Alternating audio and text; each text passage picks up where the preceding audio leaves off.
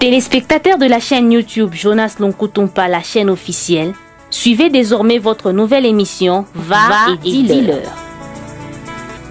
Va et dis-leur, c'est l'histoire d'une vie transformée par Jésus-Christ après avoir servi le diable pendant 25 ans.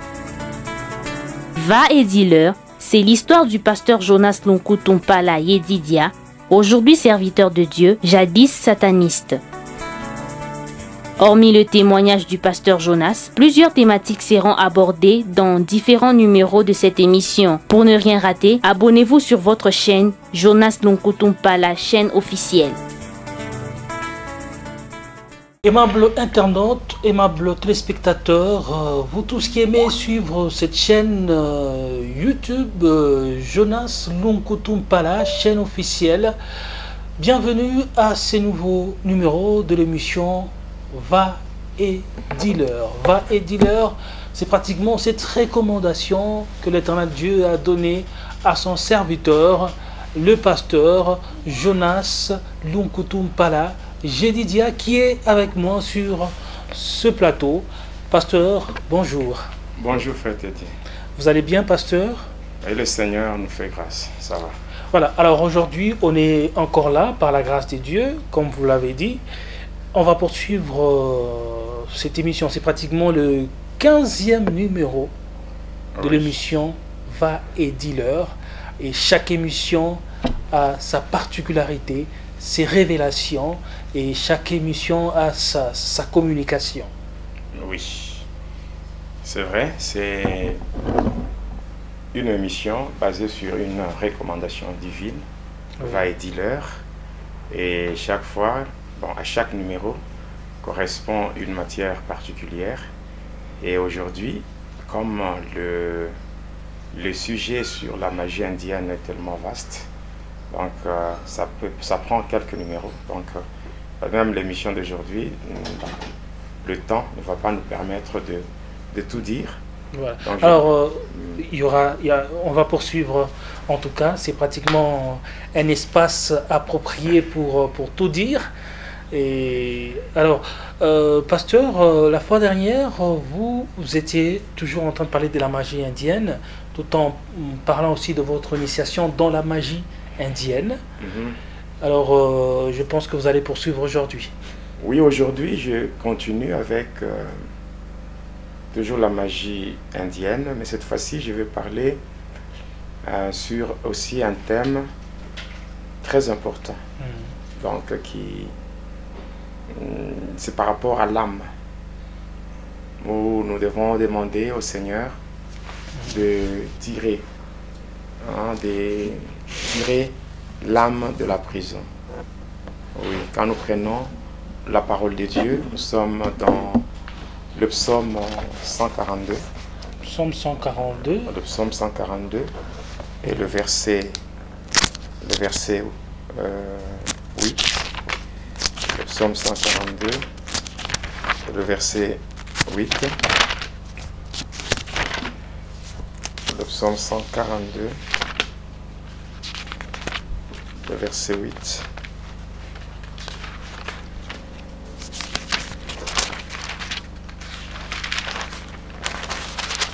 Psaume 142, le verset 8.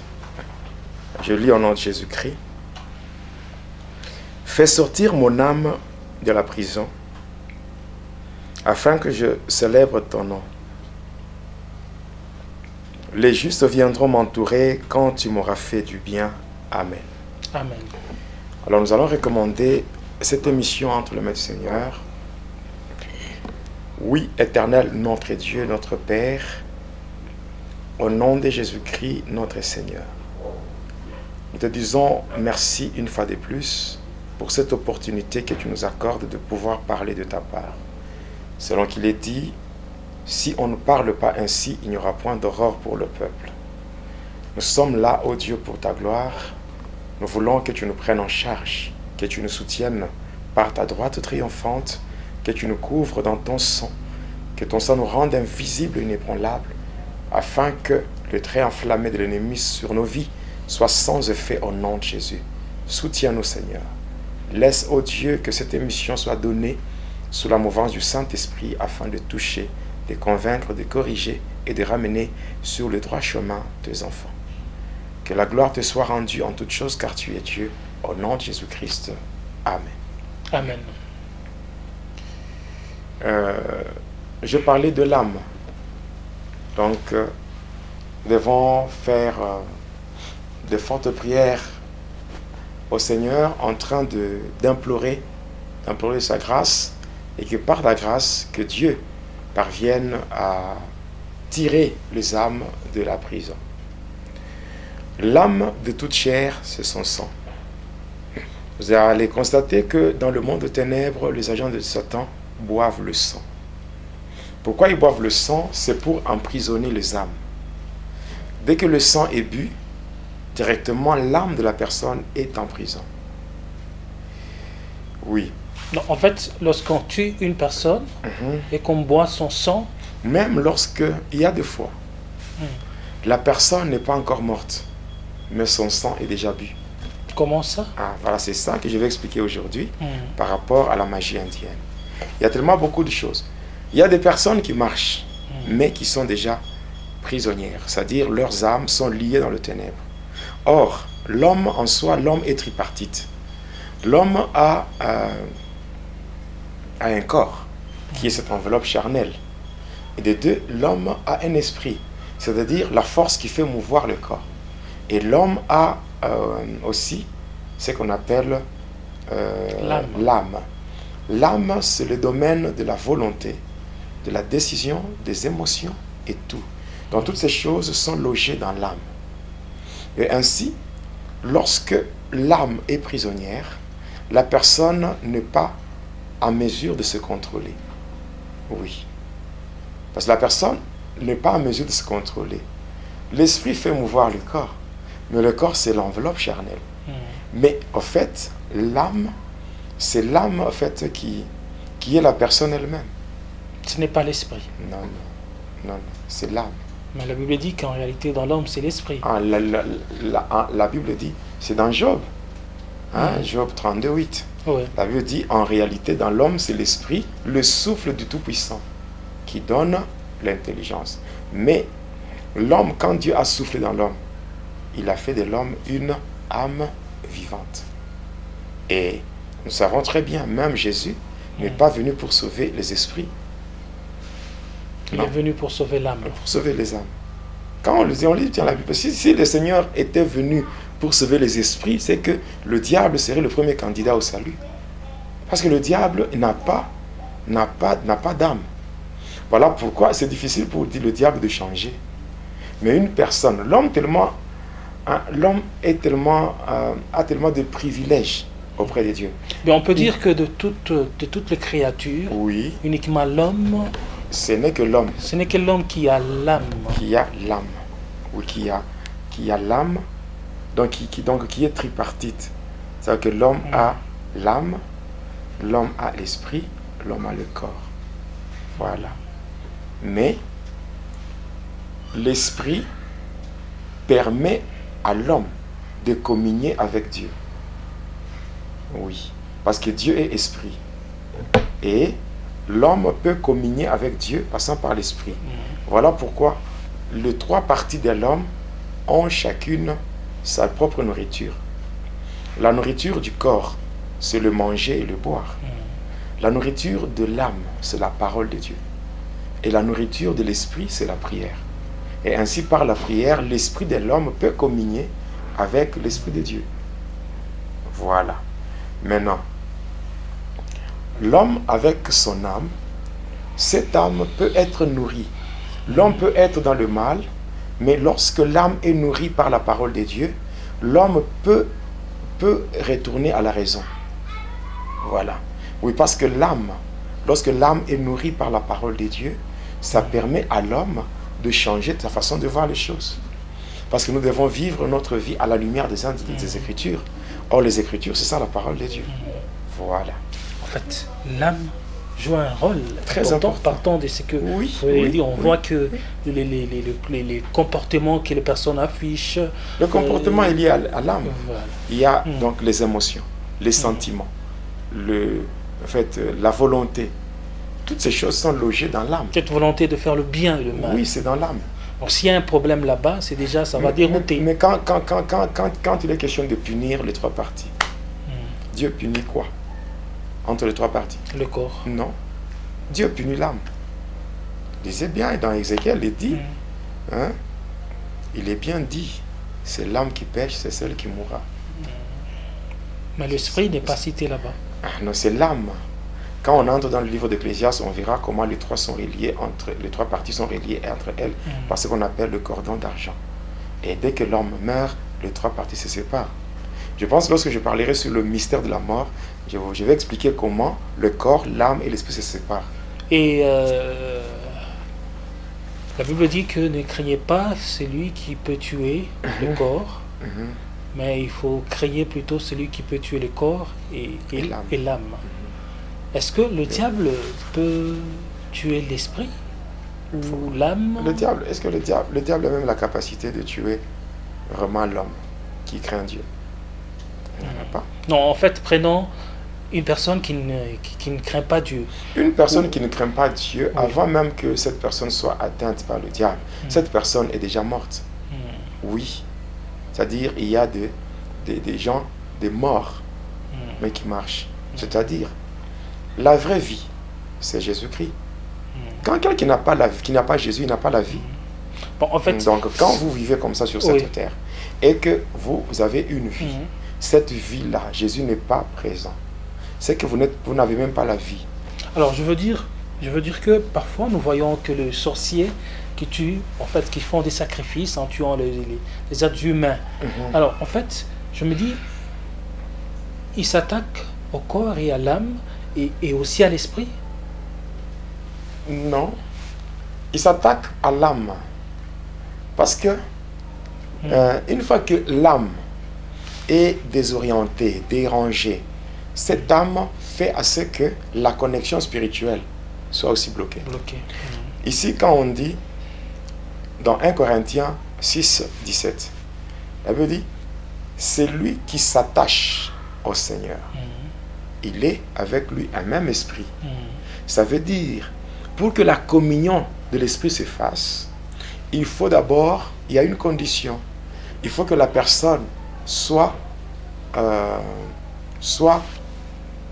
en bonne forme par rapport à son âme vis-à-vis de Dieu.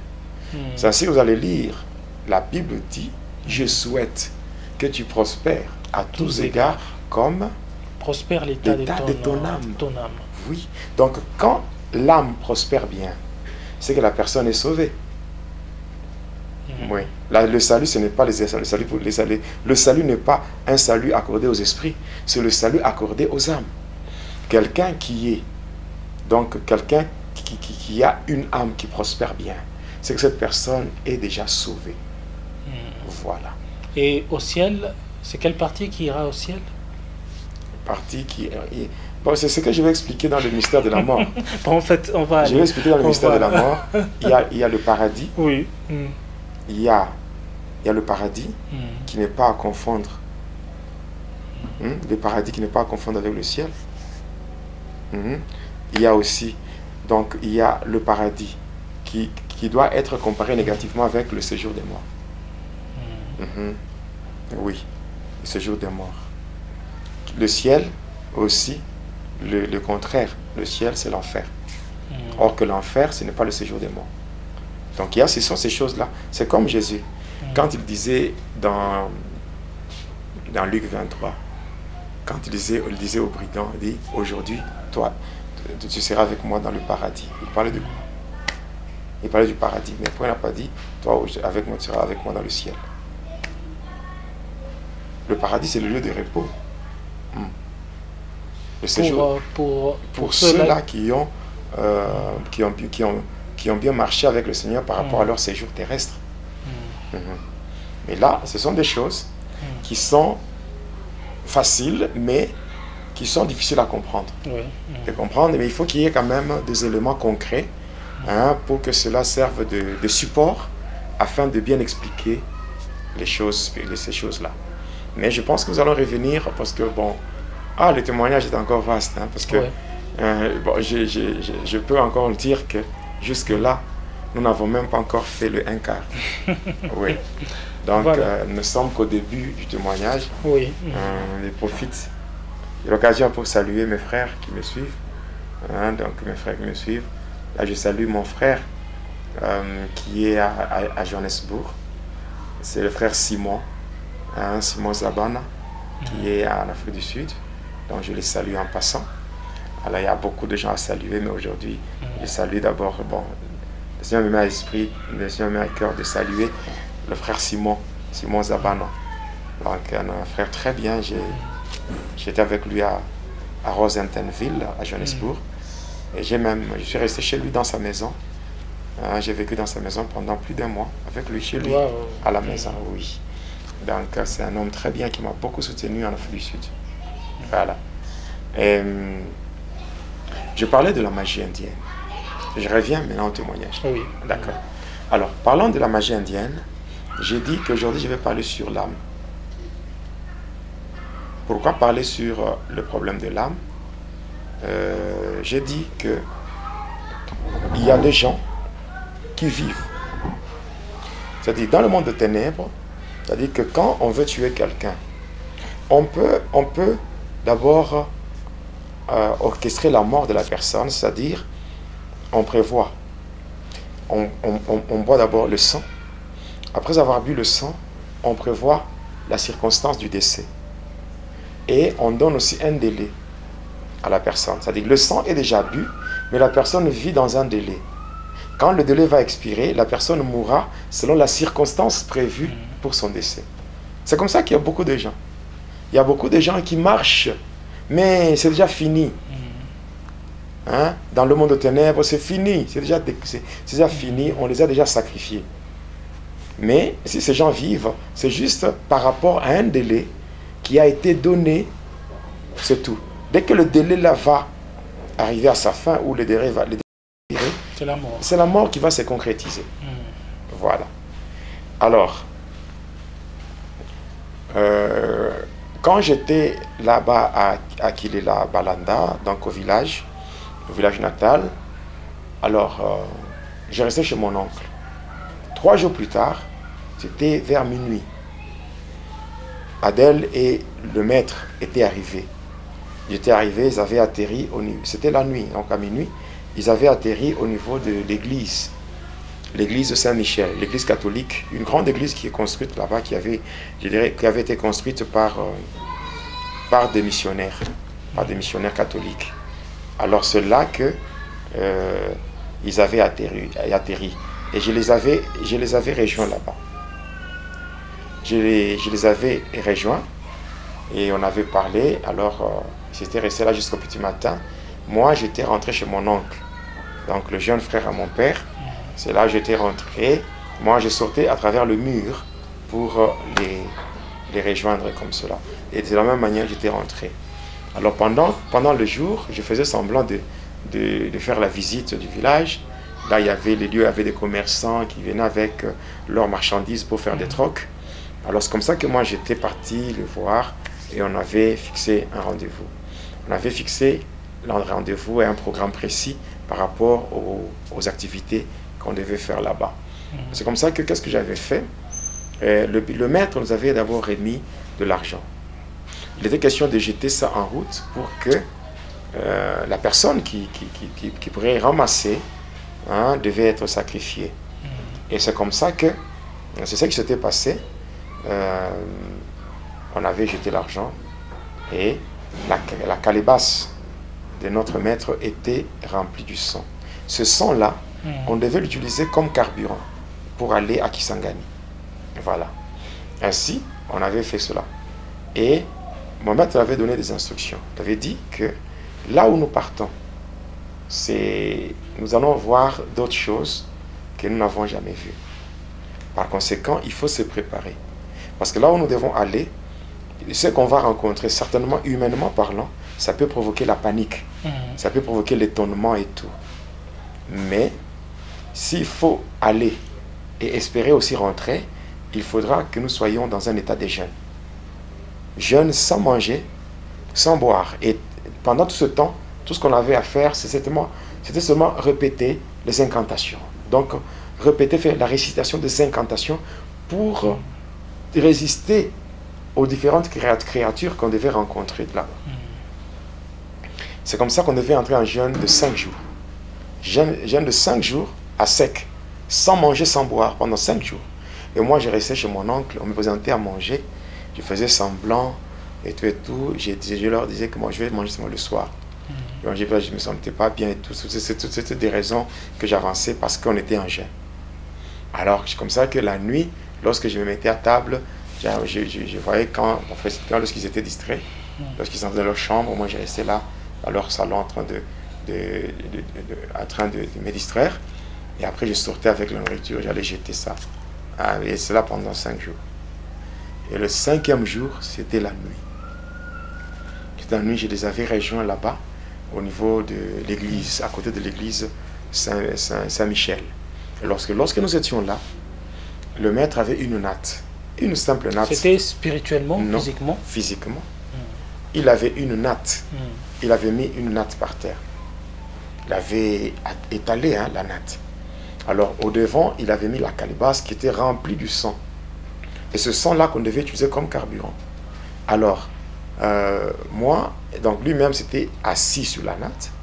Nous deux, moi et Adèle, on était derrière lui, tous sur la même natte. Et après, il avait prononcé quelques formules. La natte était vraiment tendue. C'était vraiment très dur, au point que, parce que lorsqu'on est assis sur une natte, ça peut être flexible.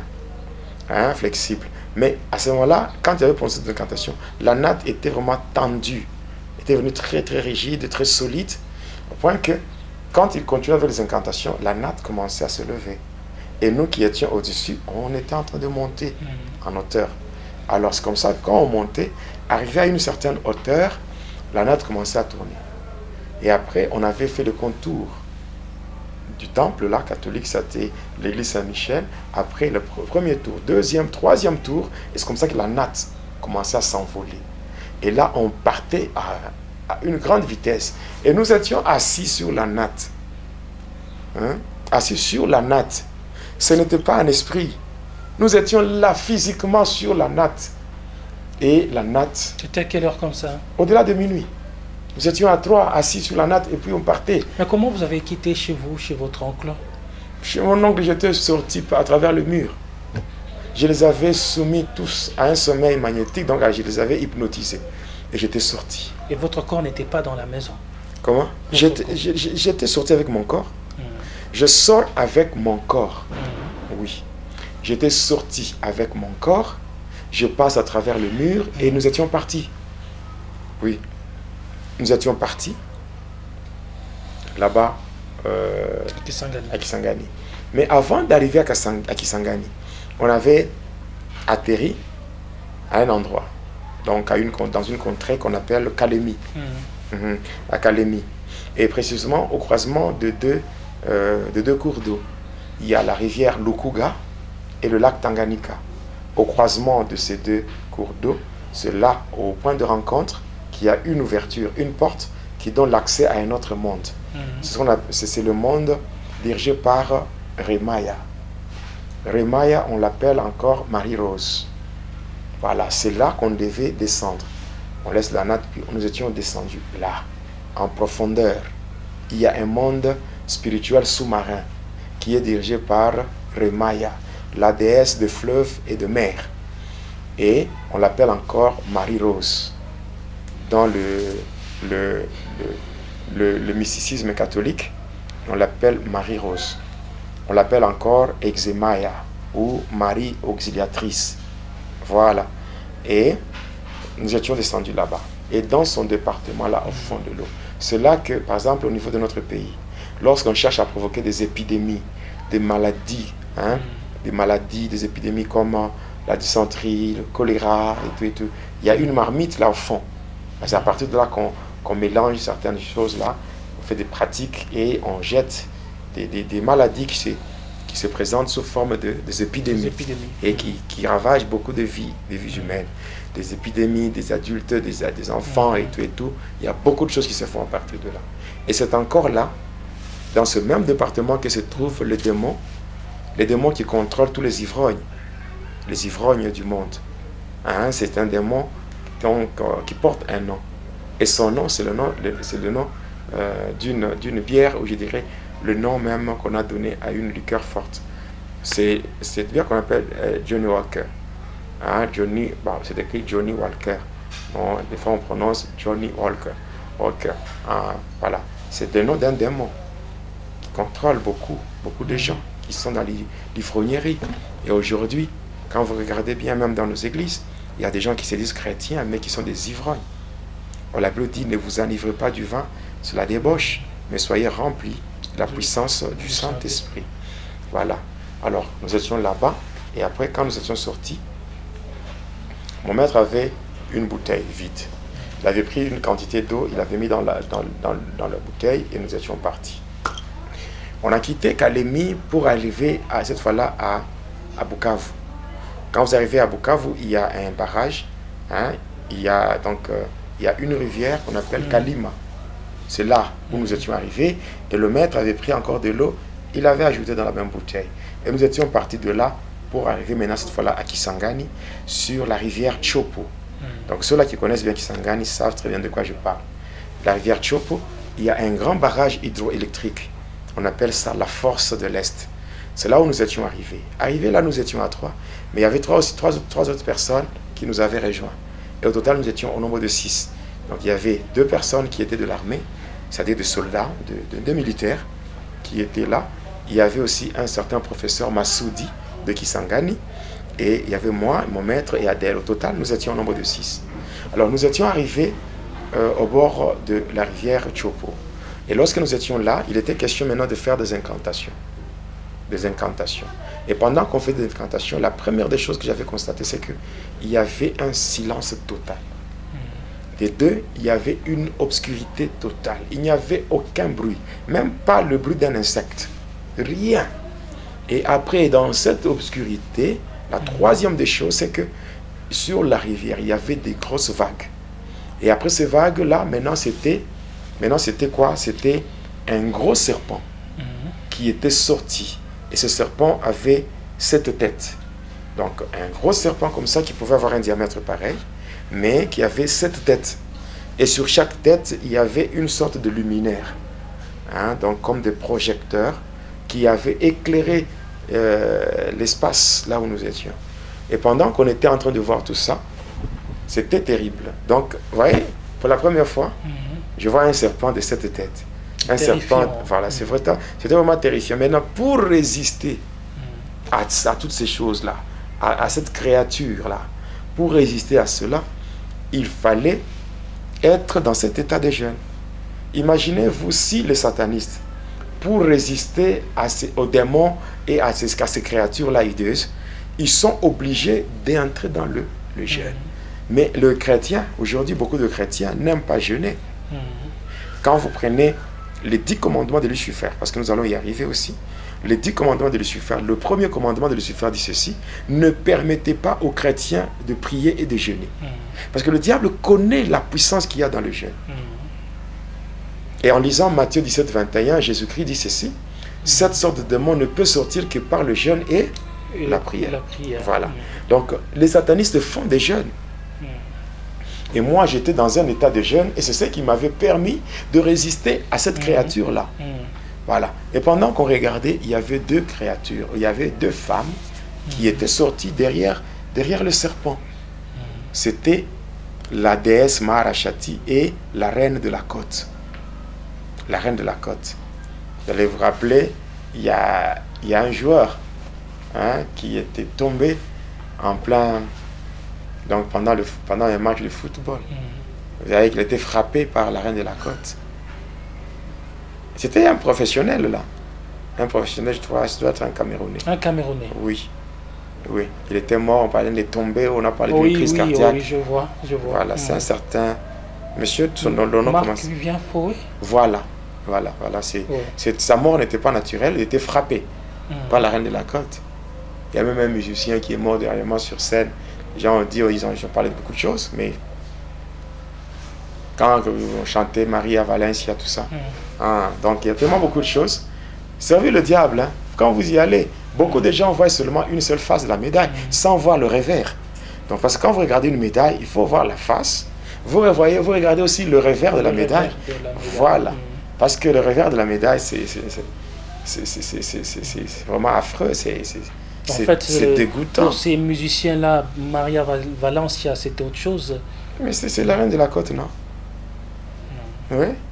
Mais je n'ai pas froid aux yeux pour dire la vérité aux gens. C'est la reine de la côte. Il y a beaucoup de musiciens qui l'invoquent. Marie Marguerite, Maria Valencia, qui invoque la reine de la côte et tout et tout.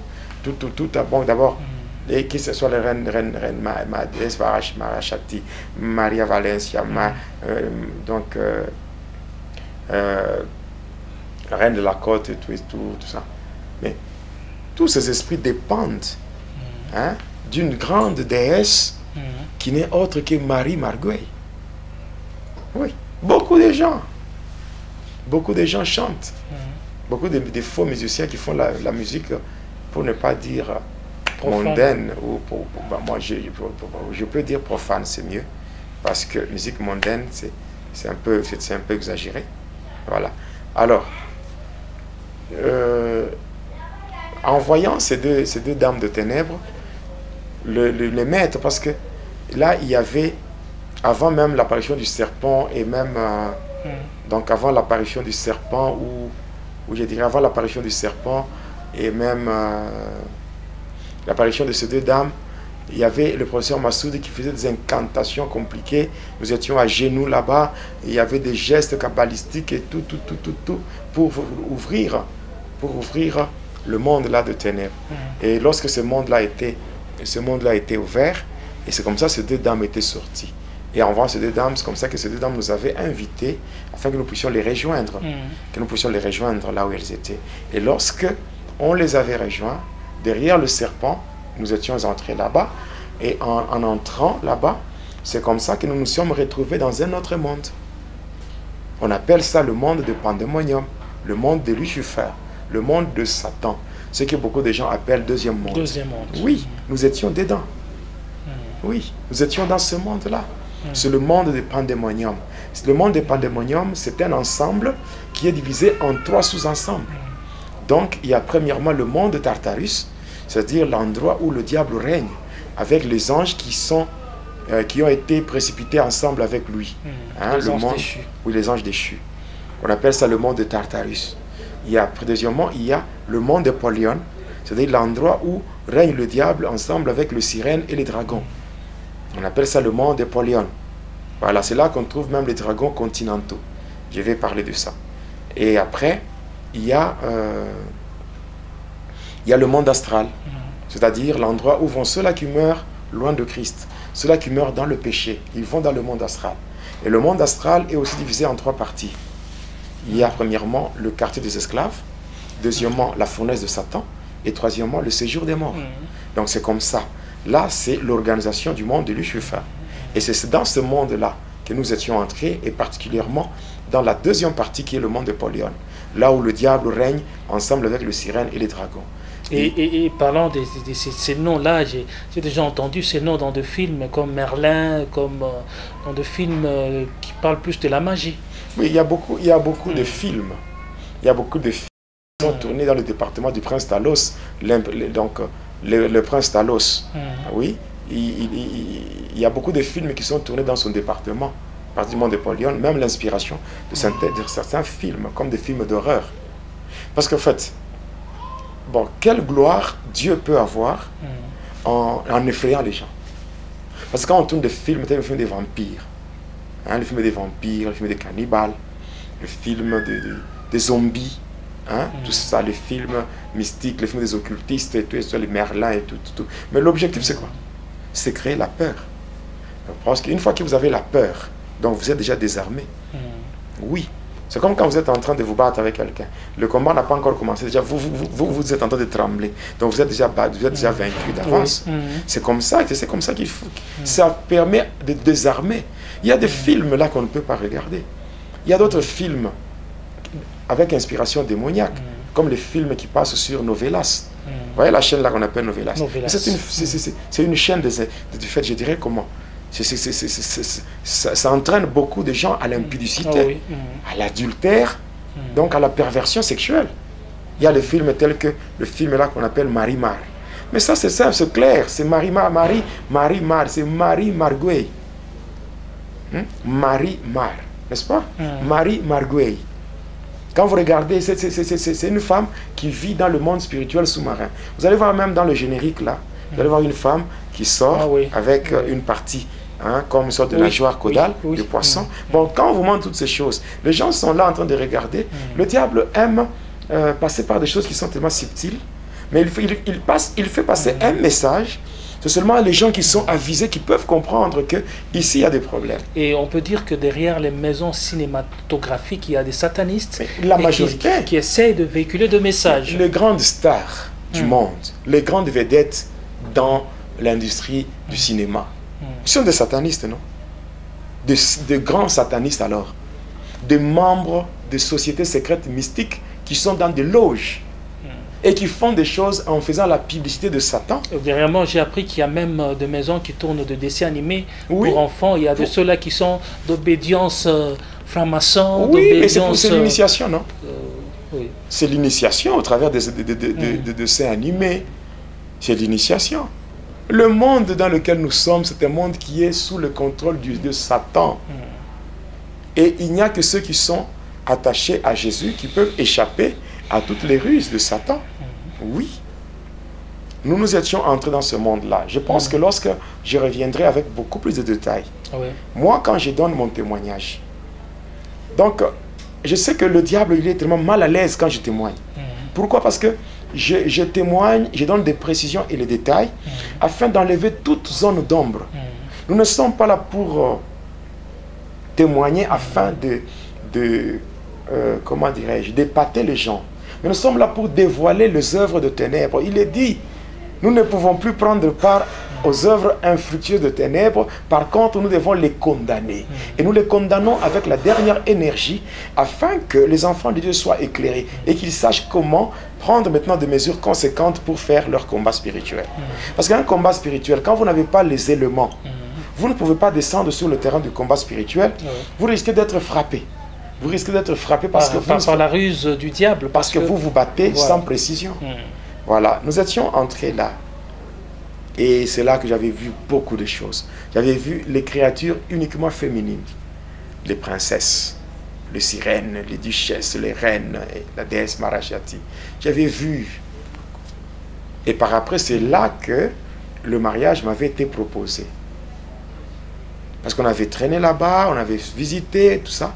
J'aurai à revenir sur ces choses lorsque je parlerai sur l'organisation du monde de Satan. Là, je parlerai parce que dans le monde de Polion, comme je l'ai dit, c'est un département où se trouve le diable qui règne avec les sirènes et les dragons. Alors, toutes ces sirènes-là, les dragons, tout ça, ils ont chacun un département. C'est-à-dire, dans le monde de Polion, qui est la deuxième partie du monde de Satan, de Pandémonium, en fait, le monde de Pandémonium, qui est un ensemble divisé en 3 sous-ensembles. Parmi les 3 sous-ensembles, il y a, premièrement, le monde de Tartarus, deuxièmement, le monde de Polion, et troisièmement, le monde astral. Ainsi, la deuxième partie, qui est le monde de Polion, est aussi divisée en plusieurs sous-départements. Et c'est là qu'on va trouver un département comme le monde Armstrong, ou le domaine marial, donc le département de la magie catholique dans le monde de Satan.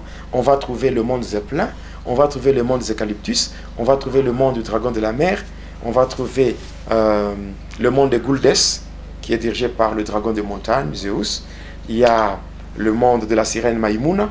Donc voilà, il y a tellement beaucoup de sous-départements là-bas. Et nous étions dans un sous-département qu'on appelle le pays de la déesse Marashati.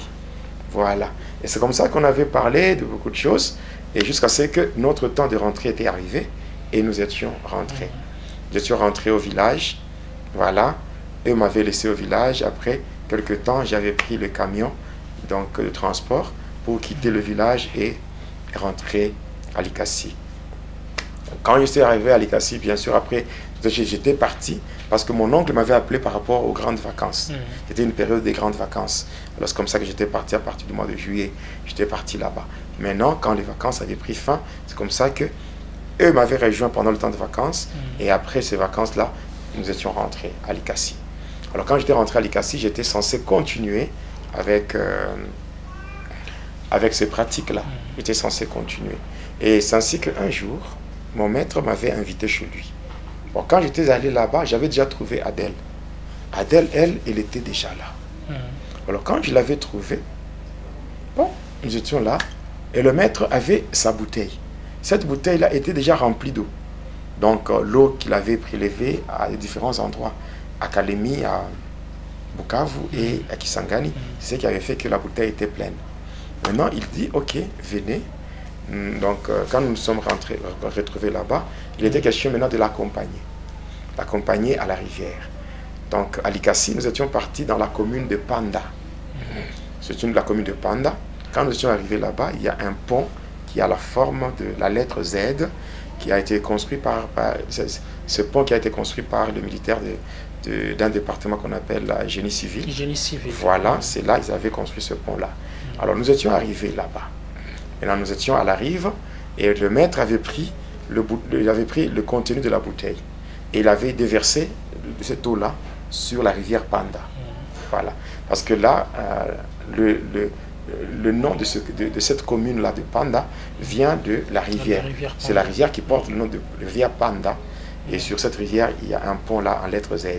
C'est comme ça, quand nous étions arrivés là-bas, nous étions arrivés, après avoir déversé l'eau sur donc les contenus de la bouteille sur la rivière, c'est comme ça qu'il nous avait demandé de nous mettre à genoux. Nous étions à la rive, il faisait des incantations avec beaucoup de gestes et tout ça.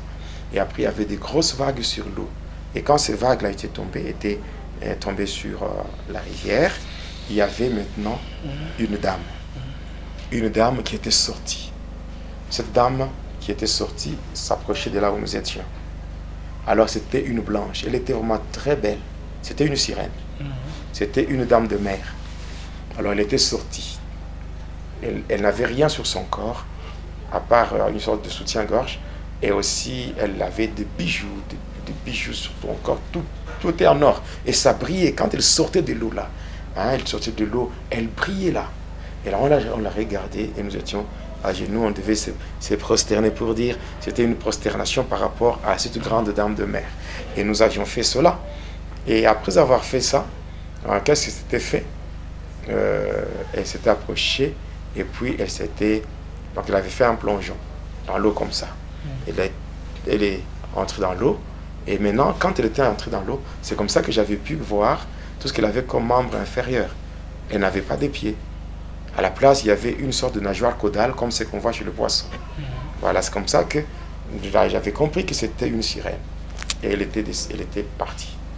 Et à partir de ce jour-là, c'est là que mon maître avait pris la parole pour dire, en tout cas, désormais, pour aller dans l'au-delà, pour aller dans l'autre monde, nous n'avons plus besoin d'aller à Kisangani pour entrer par la rivière Chopo. Maintenant, nous avons notre propre porte. Donc, il suffit seulement de venir ici et de faire des incantations relatives aux différentes grandes dames de mer. Il y a une dame de mer qui sortira pour donner l'accès à ce monde. C'est comme ça que nous étions rentrés. Après quelques jours, mon maître m'avait appelé cette fois-ci seul. Il m'avait appelé chez lui et m'avait dit ceci, que lorsque nous étions au pays de la déesse Maharashati, c'est là que la déesse Maharashati avait exigé à ce que moi je prenne une femme, que je puisse me marier. Alors, par rapport à l'âge que j'avais à l'époque, alors je lui disais que l'âge que j'ai, bon, je n'ai pas besoin de femme, je n'ai pas besoin de me marier et tout. Mais non, c'est une instruction qui a été donnée, que tu le veuilles ou pas, tu dois te marier. Et surtout, comme tu es censé évoluer dans la magie, il te faut vraiment avoir une femme pour bien évoluer dans la magie. Comme c'était mon maître, j'avais accepté. Alors il m'avait dit que je devais, je devais chercher de l'eau. Je devais chercher de l'eau. Mais l'eau là que je devais chercher ne devait pas être l'eau en fait, ça ne devait pas être l'eau d'un robinet ou de l'eau potable achetée dans les supermarchés ou tout, non.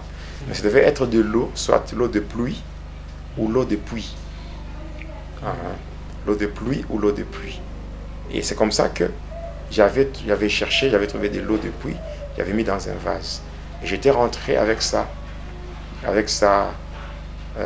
chez moi. Je devais mettre ça en dessous de mon lit. Après avoir mis comme cela, qu'est-ce que je devais faire encore? Je devais aller au marché chercher l'hameçon. Et aussi, je devais chercher le fil que les femmes utilisent pour tresser les cheveux. Le fil là, noir. Voilà. Je suis allé, j'avais cherché tout ça, j'avais trouvé. J'étais rentré. Après, j'avais placé cela en dessous de mon lit. Après quelques jours, je devais me rendre à la rivière. Et j'étais parti à la rivière Panda. Quand j'arrive là-bas, je prends le vase. Donc, en fait, qu'est-ce qu'il avait demandé? Il avait dit que cette eau-là de pluie, je devais mettre en dessous de mon lit, je devais faire la pratique qu'on appelle l'onanisme. L'onanisme pour libérer la semence masculine et la mélanger avec cette eau et mettre en dessous de mon lit. Et c'était chose faite. Et après quelques 3 jours, j'étais parti à la rivière. Et arrivé là à la rivière, il fallait maintenant prendre le contenu du vase, donc mettre ça d'abord de côté et faire certaines incantations. J'avais lié le fil à l'hameçon, mais sans utiliser une canne à pêche, mais j'avais juste jeté l'hameçon sur l'eau. J'ai prononcé quelques incantations et après quelques temps, qu'est-ce qui s'était passé? Le fil là était tendu. C'est comme s'il y avait déjà quelque chose qui avait mordu à l'hameçon. Et c'est comme ça que quand j'ai cherché à tirer, c'était vraiment très lourd. J'ai commencé à tirer, j'ai tiré, et au bout là, il y avait déjà un poisson, un gros poisson là. Et je l'avais détaché, je l'avais mis dans l'eau. Et j'étais rentré chez moi. J'avais mis cela en dessous de mon lit. Je suis allé voir mon maître pour d'autres instructions. Arrivé là-bas, je lui parle, il me dit, ok, ça va, comme tel est le cas. Comme tel est le cas, comme tu as déjà réussi à revenir ce que j'avais demandé, tu vas aller encore à la même rivière et tu vas, mais cette fois-ci, déverser tout le contenu de ce vase-là sur l'eau. Et j'étais parti. Arrivé là-bas, c'était à minuit. J'étais seul. Je prends le vase, je déverse le contenu, c'est-à-dire que l'eau qui était là, ce mélange d'eau là, avec le poisson, ce poisson qui s'est mouvé, alors je déverse tout sur la rivière. Et après au-delà de minuit, j'étais de l'autre côté en train d'attendre la réaction. Et après quelques temps, j'ai vu sur l'eau, sur la rivière, il y avait une forte lumière. Et dans cette lumière, qu'est-ce que je veux voir? Je vois une dame blanche qui sort de l'eau, qui sort et qui marche dans cette lumière-là. Et elle vient me rejoindre jusqu'à la rive. Alors quand elle m'avait rejoint à la rive, elle va me poser la question de savoir pourquoi je l'avais réveillée. Je lui explique clairement que non, en tout cas moi, ce que je suis venu la réveiller comme ça pour qu'elle soit ma femme. C'est comme ça que je lui avais dit. Elle m'avait regardé et puis à un moment donné, elle a dit ok, j'ai compris ce que tu veux, mais cependant moi je ne suis pas intéressé. Elle avait dit oui, non, elle avait dit qu'elle ne voulait pas de cette liaison-là. J'ai dit mais pourquoi? Elle me dit en tout cas je sais très bien que tu ne sauras pas bien me garder, tu ne sauras pas me rendre heureuse. Voilà, donc une distraction compliquée. Un démon qui commence à me distraire. On dirait que c'est comme si c'était un être humain. C'est comme si c'était des choses naturelles. Ouais. On peut parler naturellement là, comment... et te mettre comme si tu te sens comme si et comme elle disait comme ça, voilà, que je n'allais pas la mettre à l'aise, je ne l'allais pas. Et là vous étiez en train de la baratiner comme ça. Oui, mais j'ai négocié. J'étais en train de négocier avec un démon. Oui. Or, normalement, en temps normal, un chrétien et donc un homme normal est appelé à chasser les démons. Oui. Mais moi j'étais là en train de supplier j'étais en train de draguer un démon. Ah oui, de draguer un démon. Tu faisais des caprices. Voilà, j'étais en train de draguer un démon.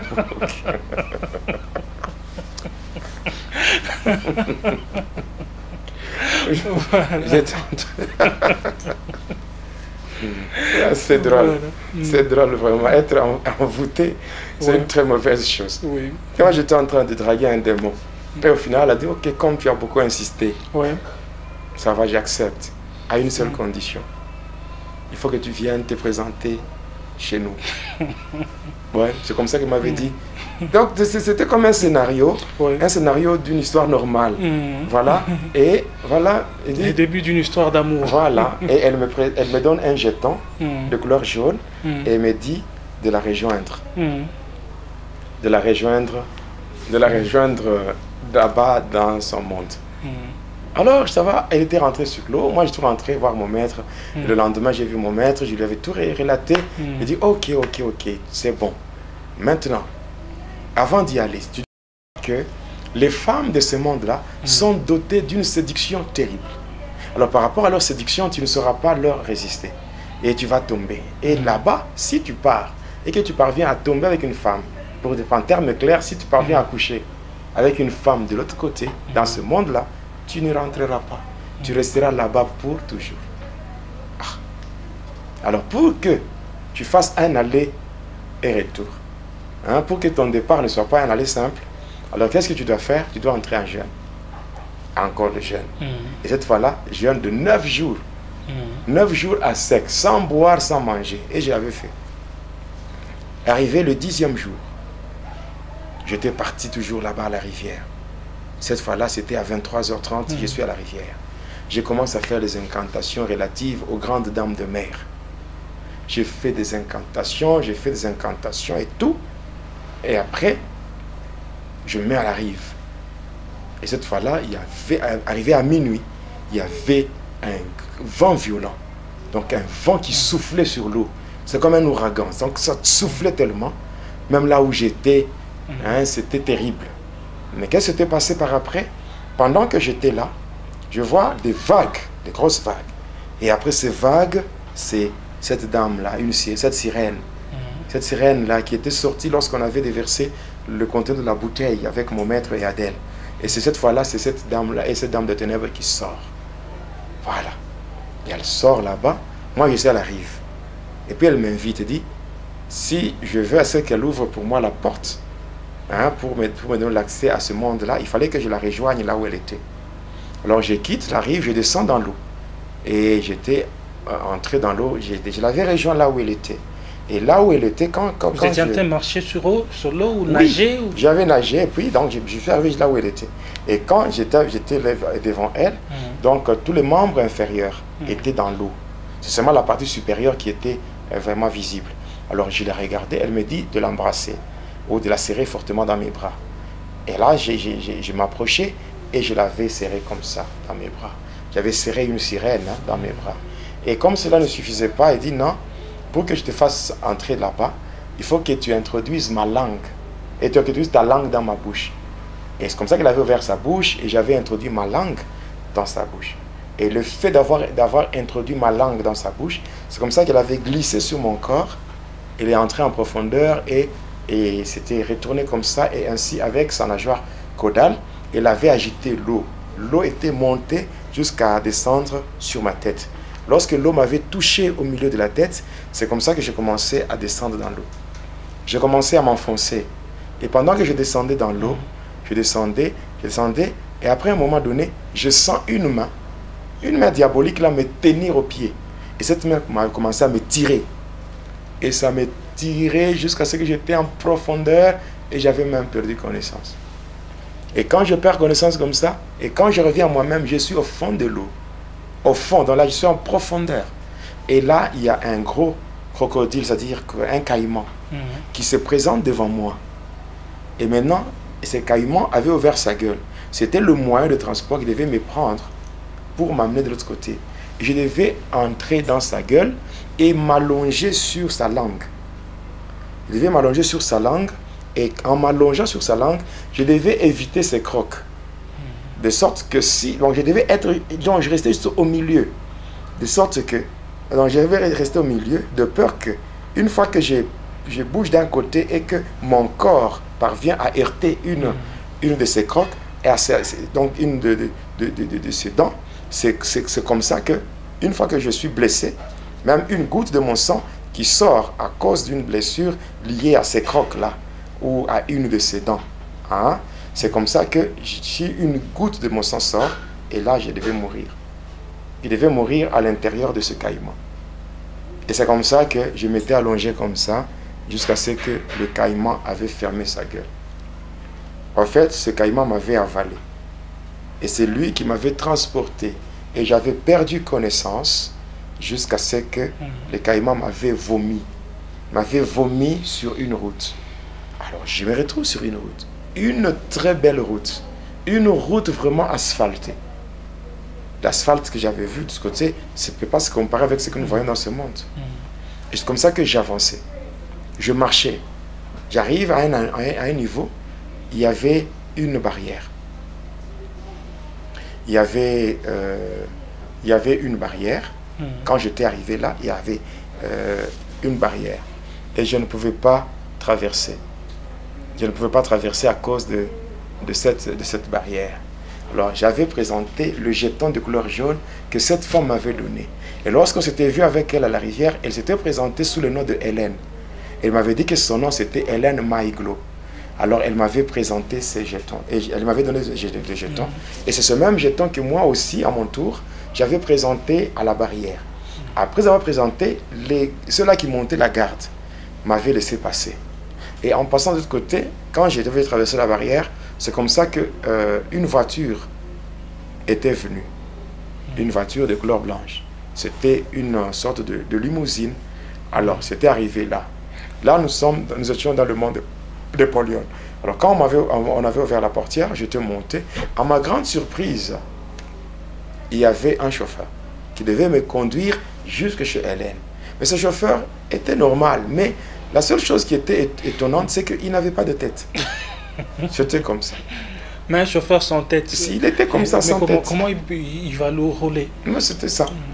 Il n'avait pas de tête. C'est lui qui devait me conduire. Et je le regardais comme ça. Et il avait démarré son véhicule, comme ça qu'on est parti. Nous étions partis chez Hélène. Nous étions partis chez Hélène. Arrivé là-bas, il avait garé le véhicule. D'abord, quand on partait, qu'est-ce que j'avais constaté? Donc là-bas, c'était leur ciel. C'était comme des cristaux. Des cristaux superposés. Et ça brillait là. C'est ce qui constituait leur ciel. Et là, au devant, il y avait quelque chose qui avait une forme circulaire, qui donnait une lumière pas forte comme le soleil. Oui, c'était ça comme leur soleil là-bas. C'est une lumière un peu presque... un peu tamisée, pas trop forte. Comme rouge. Voilà, c'est quelque chose comme ça. Et c'était ça. Et qu'est-ce que j'avais constaté? Là-bas, il n'y avait pas de vie végétale. Il n'y avait aucune vie végétale. Il n'y avait pas de moto. Donc, il n'y avait pas de moto, pas de vélo. Il y avait juste des véhicules à 4 roues. Il y avait aussi des bateaux et des avions. J'avais vu ça. Et c'est un monde qui est doté d'un luxe vraiment terrible. Donc, comparativement au monde dans lequel... Il y a des animaux? Non, je n'avais pas vu là-bas, dans le monde de Polion. Et en fait, ce que nous avons bien fait, bien parlé, c'est que ce monde-là est tellement beau, une beauté qui dépasse de très loin le monde dans lequel nous vivons. Mais heureusement pour nous, même si ce monde n'est pas beau, il y a un endroit que j'ai eu la grâce de voir le jour de ma délivrance, quand le Seigneur m'avait tiré du séjour des morts, quand le Seigneur m'avait tiré du séjour des morts, là, il m'avait fait visiter l'enfer. Parce que toujours dans d'autres numéros de Va et Dealer, nous allons parler sur l'enfer, le détail de l'enfer, les différentes parties de l'enfer. Parce que moi, j'ai déjà visité l'enfer. J'ai déjà été en enfer. Donc, le Seigneur m'avait fait visiter l'enfer après ma délivrance. Après avoir visité l'enfer, le Seigneur m'avait même donné la liste des gens qui iront en enfer. Il m'avait donné juste un verset.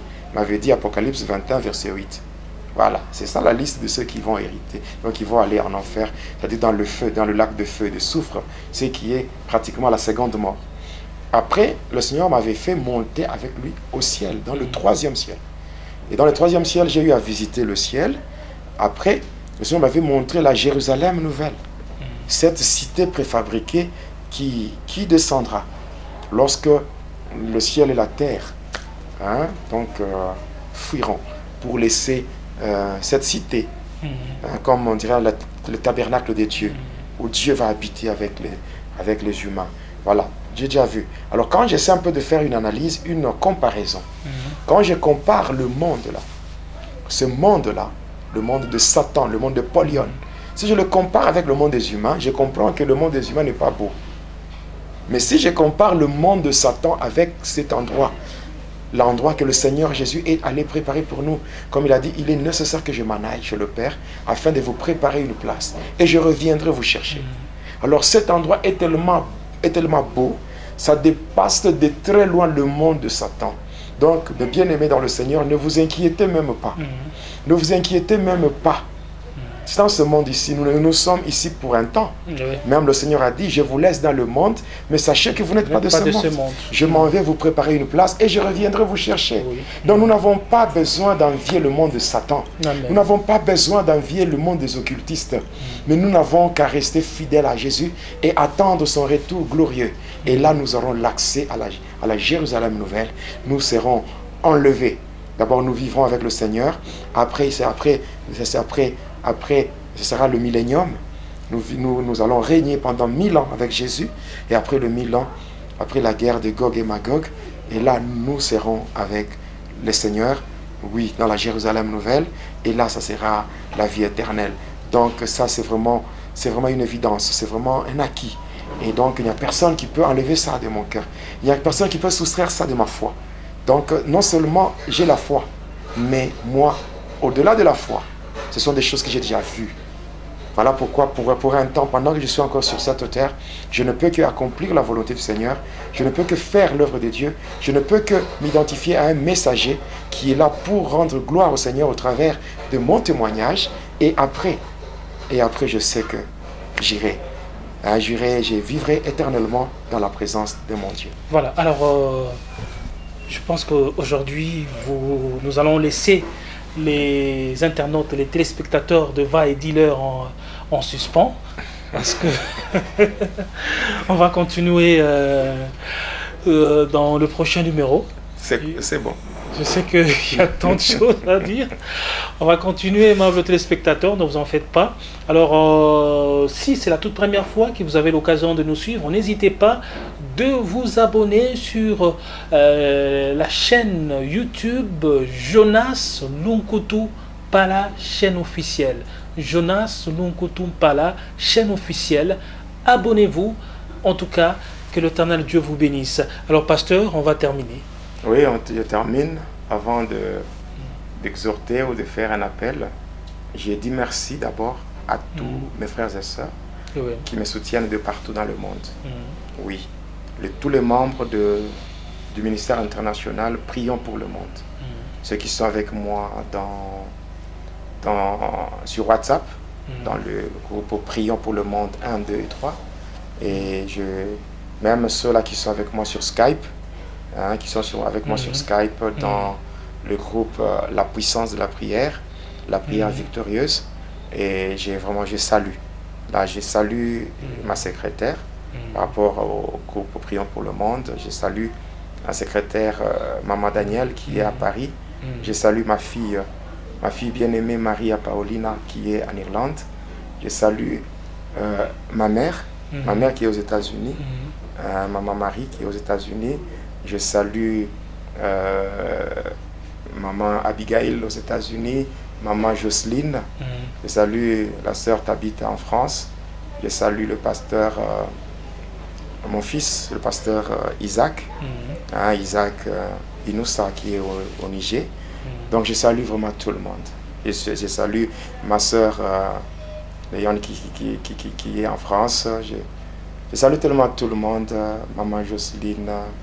Je salue tout le monde, ceux-là qui me connaissent, ceux-là qui me soutiennent. Je salue Maman Nathalie qui est en Australie, Maman Gégé qui est à Belgique, donc le pasteur Valérie à Londres, donc Maman Jemima. Je salue la sœur Marlise en Afrique du Sud, le frère Simon Zaban en Afrique du Sud, Johannesburg. Je salue vraiment tous ceux qui me connaissent. Donc le pasteur Daple qui est aux États-Unis. Donc je salue le pasteur Amou qui est à Côte d'Ivoire. Le pasteur Kalou qui est en Afrique du Sud. Donc tous les hommes de Dieu qui me connaissent. Tous les serviteurs de Dieu, les servantes de Dieu, les frères et sœurs. Donc tous ceux-là qui me connaissent. Le frère Julien, le frère Julien. Donc, je salue tout le monde. En tout cas, que le faveur divine soit votre partage. Au nom de Jésus, je n'oublie pas maman Jocelyne qui est aux États-Unis. Donc, le frère Audric Nguama en France et beaucoup de gens qui me connaissent. Soyez bénis, soyez abondamment bénis. Donc, nous n'avons pas terminé par rapport à Va et Dealer. Nous nous sommes retrouvés bloqués par rapport au temps. Le temps ne nous a pas permis, le temps est tellement jaloux aujourd'hui. En fait, merci de préciser, pasteur. Hein. En fait, c'est par rapport au temps. Hein. Ne vous en faites pas. Vous aurez à suivre dans le prochain numéro. Oui, le temps est tellement jaloux. Voilà, le temps c'est le temps, comme on dit. Le temps, c'est le temps. Le temps est jaloux. Le temps est comme l'oiseau. Si vous ne le saisissez pas, il est parti. Alors le temps est parti. Nous comprenons, vous comprenez qu'il y a encore des choses à vous expliquer. Soyez patients. Abonnez-vous seulement à votre chaîne. Je ne dirais même pas que c'est ma chaîne, c'est votre chaîne. Abonnez-vous, Jonas Lunkutumpala, chaîne officielle. Abonnez-vous. Et aussi, je précise, pour ceux qui ont besoin de prières particulières, on n'avait qu'à prendre le numéro qui sont là, hein, le numéro qui sont affichés. À partir de ce numéro, tous ces numéros sont sur WhatsApp. Vous pouvez, à partir de ce numéro, vous entrez sur WhatsApp, vous allez trouver un groupe qu'on appelle Prions pour le monde. À partir de ce groupe-là, on va vous envoyer des liens d'invitation pour aller dans Skype, dans la puissance de la prière. Et c'est là que, quel que soit le sujet de prière que vous avez, les différentes requêtes, nous allons vous soutenir parce que nous avons une forte équipe d'intercession. Donc nous avons des intercesseurs qui sont là pour cette œuvre et qui travaillent vraiment, c'est bien organisé. Voilà, qui travaillent pour soutenir tous ceux qui ont des problèmes. Donc sur Facebook, vous pouvez consulter notre page, c'est Grâce sur Grâce. Donc Grâce sur Grâce, vous allez le trouver sur Facebook et à partir de Grâce sur Grâce, vous aurez tout le programme des différentes émissions en et vous saurez quand est-ce qu'il y aura une émission et tout. Toutes les informations sont données sur WhatsApp, dans Prions pour le monde, sur Skype, dans la puissance de la prière et sur Facebook, dans Grâce sur Grâce. Donc vous aurez toutes les informations en temps réel pour ne pas manquer, aux différents numéros de Va et Dealer. Que le Seigneur vous soit favorable. Retenez seulement que, quel que soit l'état du monde dans lequel nous vivons, quel que soit ce qui se passe chez Satan, les agents de Satan qui vont explorer ce monde-là et qui font du n'importe quoi là-bas, sachez très bien que et ce monde et le monde de Satan, les deux mondes réunis ne peuvent pas se comparer à la demeure que le Seigneur est allé préparer pour nous. Voilà pourquoi, au nom de Jésus-Christ, je vous supplie de rester attaché à Jésus, de garder la foi, de garder la foi jusqu'à ce que le Seigneur reviendra. Même si vous mourrez avant le retour du Seigneur, sachez que, étant chrétien, si vous mourrez en tant que chrétien, le jour où le Seigneur viendra, vous entendrez le son de la trompette. Vous sortirez pour être revêtus des corps glorieux et nous monterons ensemble pour rejoindre le roi de gloire. Nous allons régner avec lui pendant 1000 ans. Après le 1000 ans, nous descendrons, après le 1000 ans, donc après d'abord l'enlèvement, les noces dans les airs. Après cela, nous allons descendre pour le règne millénaire. Après cela, après la bataille de Gog et Magog, comme c'est nous qui sommes dans l'équipe qui gagne, et nous allons vaincre le diable et tout. Voilà, et ça sera maintenant la descente de cette cité préfabriquée qui a une beauté qu'on ne peut pas comparer avec ce monde ici. Et c'est là que nous serons, nous vivrons, nous resterons éternellement là avec le Seigneur Jésus-Christ. Nous passerons notre éternité dans la présence de notre Dieu. Tout ce que vous avez à faire, c'est écouter la voix du Seigneur qui est en train de frapper à la porte du cœur de tout un chacun en disant, selon Apocalypse 3:20, voici, je me tiens à la porte et je frappe. Si quelqu'un entend ma voix et qu'il ouvre, j'entrerai. Il va entrer, il va transformer vos vies, il va vous faire du bien. Non seulement vous faire du bien, votre salut sera assuré et garanti. Que le Seigneur vous bénisse au nom de Jésus. Jésus-Christ est là, il frappe à votre porte. N'endurcissez pas vos cœurs. Ouvrez vos cœurs pour le recevoir, car il est là pour vous. Au travers de ce monde, au travers de ces témoignages, voulais-je dire, j'aimerais que vous puissiez accepter Jésus, que vous puissiez les recevoir dans vos vies.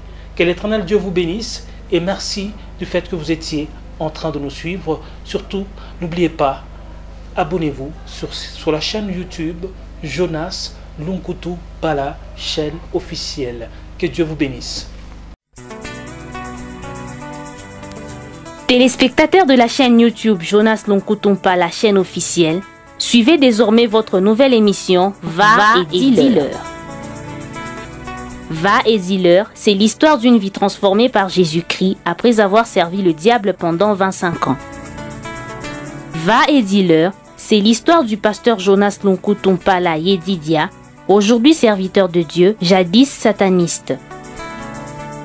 Hormis le témoignage du pasteur Jonas, plusieurs thématiques seront abordées dans différents numéros de cette émission. Pour ne rien rater, abonnez-vous sur votre chaîne Jonas Lunkutu Pala, chaîne officielle.